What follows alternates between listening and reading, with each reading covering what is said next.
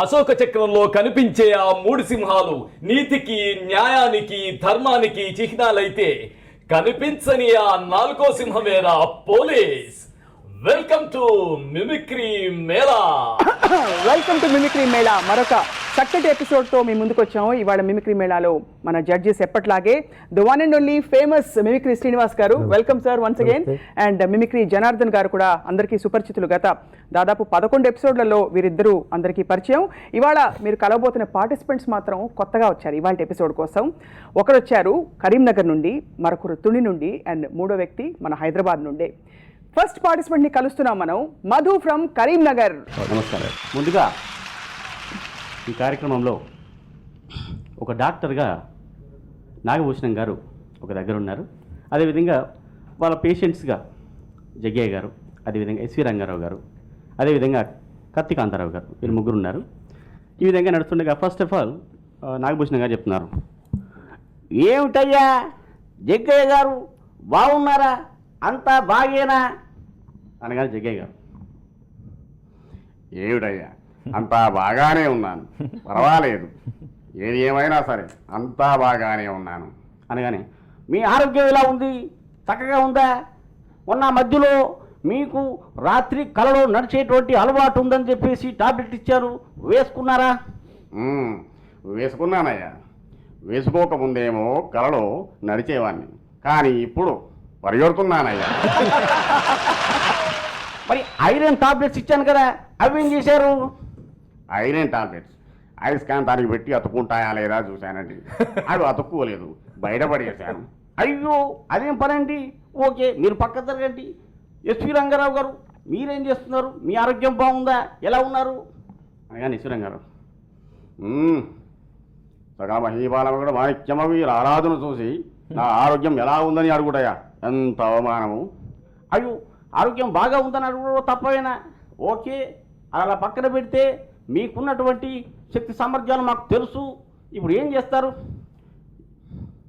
ఏది ఏమైనా సరే మీకు ఒక విషయం చెప్పేదా, నాకు ఒక ఇంజక్షన్ ఇమ్ము.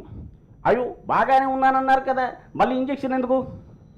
నా ఉదముపై గద మోసి మోసి నిలబడి నడుము నొప్పి లేచినది, అవి రెండు సంక్రమం చెంది జ్వరం వచ్చినది, ఇవ్వు ఇంజక్షన్. ఈ విధంగా తీసుకోవచ్చు. అదేవిధంగా కత్తి కాంతారావు గారు, ఏమిటండి కాంతారావు గారు కత్తితోనే ఇక్కడికి వచ్చేసారు, ఏమిటి విశేషం, బాగున్నారా, ఆరోగ్యం బాగా ఉందా అనగానే జాతి నిపమున సూత పొత్తున కిందు నిలవరహ తల్లిదందువా, ఎంత మాట, ఇది క్షాత్రియ పరీక్షయే కానీ క్షత్రియ పరీక్ష కాకూడదు, ఇది కుల పరీక్ష ఎందువా, నీ తండ్రి భరద్వాజుని దేవనమెట్టిది, నా తండ్రి గురించి ఎందుకయ్యా బాబు, నీ ఆరోగ్యం ఎలా ఉందో చెప్పు అనగానే కాంతారావు గారు, నాకు ఇప్పుడే 100 మంది వీరులతో యుద్ధం చేసి వస్తున్నాను, మధ్యలో ఎవడో పుట్టుకున్న నా చెయ్యి విరగొట్టాడు, ఇక్కడ కట్టు అనగానే లాభం 1000 రూపాయలు లాభం. ఈ విధంగా తీసుకోవచ్చండి. అదేవిధంగా కొందరి వాయిసెస్, ముందుగా శంకర్ దాదా ఎంబీబీఎస్లో గాంధీ గారి వాయిస్ ఏ విధంగా ఉంటుందో చూద్దాం. ముందుగా చిరంజీవి గారికి గాంధీ గారు కనిపిస్తారు. శంకర్, గుడ్, నేను మోహన్ దాస్ కరమ్చంద్ గాంధీని, నన్ను అందరూ బాపు అని కూడా పిలుస్తారు. ఓకే బాబు, బాగున్నావా, ఎలా ఉన్నావా? ఓకే శంకర్, నువ్వెవరినైనా బాధించాలి అనుకుంటే అది చాలా తేలిక, కానీ అదే బాధించినటువంటి వ్యక్తిని తిరిగి క్షమించమని అడుగు, అది ఎంత కష్టమో నీకు తెలుస్తుంది. మన కష్టం గిష్టం ఏం లేవు బాబు. ఓకే, మీరు ఫార్వర్డా? ఈ విధంగా తీసుకోవచ్చు. Very good. అంటే డబ్బింగ్ ఎవరు చెప్పారో కానీ మహాత్మా గాంధీ ఒరిజినల్ మనం వాయిస్ వింటే చాలా దగ్గరగా ఉంది. ఆ క్యారెక్టర్ అలా కనిపించడంతో పాటు ఆ డబ్బింగ్ ఆర్టిస్ట్కి నిజంగా మనం హ్యాట్స్ ఆఫ్ చెప్పాల్సింది. ఎందుకంటే మహాత్మా గాంధీ లాగే ఉంది, ఒరిజినల్ వాయిస్ మహాత్మా గాంధీ అన్నప్పుడు దాదాపు దగ్గరగా ఉంది. మీరు డబ్బింగ్కి దాదాపు దగ్గరగా ఉంది. అది బాగుంది. Thank you sir.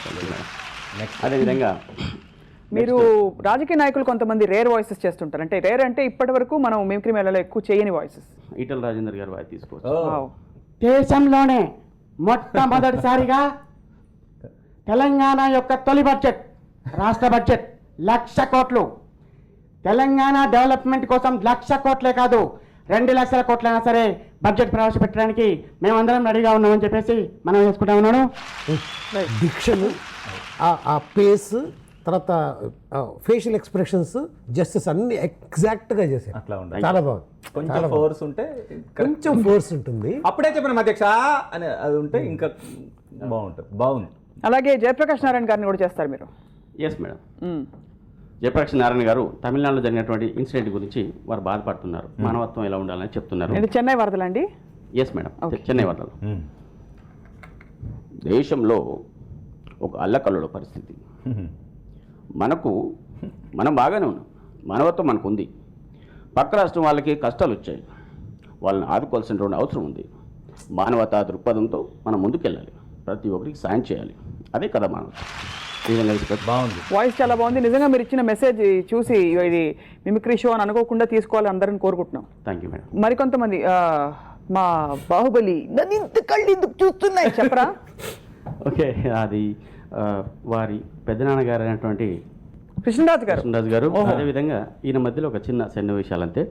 ముందుగా ప్రభాస్ గారు చెప్తున్నారు, డాడీ నేను చిన్నప్పుడు అనుకున్నది అయిపోయింది డాడీ అనగానే పక్కనటువంటి కృష్ణరాజు, ఏమైపోయావురా, ఎలా అయిపోయావురా? డాడీ నేను పెద్దవాడిని అయిపోయాను డాడీ. విధంగా తీసుకోవచ్చు. సరేరా నీ స్టడీస్ ఎలా ఉన్నాయి నాయన అనగానే, డాడీ అమెరికాకి వెళ్ళాను డాడీ, నా చదువు మొత్తం పూర్తయింది డాడీ, అక్కడ ఉన్నటువంటి కోర్సులు అన్నీ కూడా చేసేసాను డాడీ అనగానే కృష్ణరాజు, మనకున్న ఆస్తి కూడా మొత్తం అయిపోయిందిరా, అన్ని రకాల అప్పులు చేసేసాను రా. ఈ విధంగా తీసుకోవచ్చు. బాగుంది. అదేవిధంగా డార్లింగ్. Thank you darling. అదేవిధంగా నెక్స్ట్గా ఒక విమానంలో ఒక యాంకర్ వారందరూ ఇంటరాగేట్ చేస్తున్నాడు. వాళ్ళు నిద్రపోయి ఉన్నారు అందరూ. అక్కడటువంటి కొంతమంది రాజకీయ నాయకులు దాంట్లో ప్రయాణం చేస్తున్నారు అమెరికాకి. వాళ్ళు తెలంగాణ గురించి కానీ ఆంధ్రప్రదేశ్ గురించి కానీ స్పీచ్ ఇవ్వడానికి అక్కడికి వెళ్తున్నారు యాక్చువల్గా. అయితే ఈ వెళ్తున్నటువంటి వీళ్ళలో ముందుగా ఆయన వచ్చారు, ఒక్కొక్కరిని అడుగుతున్నారు, welcome sir, welcome Venkaiah Naidu గారు, మీరు చాలా మంచి నాయకులు, జాతీయ స్థాయిలో కూడా ఎంతో పేరు తీసుకొచ్చారు. అదేవిధంగా మా అందరికీ తెలుసు మీరు ఏ విధంగా ఉన్నారు, మీ యొక్క ఆరోగ్య పరిస్థితి ఎలాగుంది, మీరు ఎలా ఫార్వర్డ్ కావాలనుకుంటున్నారు, ఈ ప్రయాణం మీకు ఎలా అనిపిస్తుంది అనగానే ఈయన చెప్పిన విషయాలు వదిలేసి వెంకయ్య నాయుడు గారు ఏం చేస్తున్నారు, ఏ అమారా భారత్ భారతదేశం నా మాతృభూమి, భారతీయులందరూ సహోదరులు. ఇట్టి దేశమును ఈ విధంగా చూసినట్లయితే అదేవిధంగా రాష్ట్రాల్లో అనేక సమస్యలు ఉన్నాయి. ఆ సమస్యలన్నీ మోదీ గారి దగ్గర తీసుకెళ్లాను. సార్ నేను చెప్పేది ఏంటి, మీరు అడిగేది ఏంటి సార్, నేను వేరే అడుగుతున్నాను, మీరు వేరే చెప్తున్నారు. ఓకే, ఆ విధంగా అంటూ ఆయన కంటిన్యూస్గా చెప్తున్నారు. ఓకే, ఇక పక్కనే లేసి ఇంకొకరిని ఇంటర్వ్యూ చేద్దామని చెప్పేసి ఈటల రాజేందర్ గారికి వచ్చారు.